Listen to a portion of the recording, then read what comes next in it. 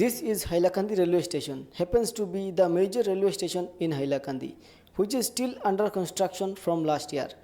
It is also one of the most mismanaged ones. Hailakandi has only one local train, that too lacks basic comfort for the passengers.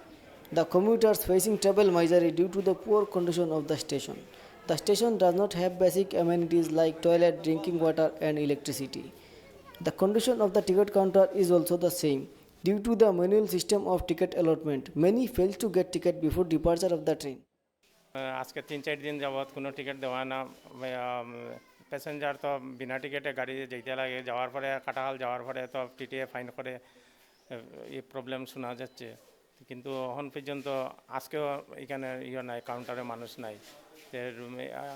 আগেও প্রথম 1-2 দিন দেওয়া হয়েছে ticket, এরপরে আর মাঝখানে কয়েকদিন বন্ধ আছিল, এরপরে আবার দেওয়া হয়েছে কতদিন। দেওয়ার পরে আজকে 3-4 দিন ধরে কোনো টিকিট দেওয়া হইতেছে না, এতে তো প্যাসেঞ্জারের খুব ক্ষতি হইতেছে। It is an adventure for the passengers to get into the train because of the poor infrastructure of the station. This big red station doesn't even have the minimum comfort for the passengers. With camera person Tarikul, this is Fajal Mira reporting for AUTV.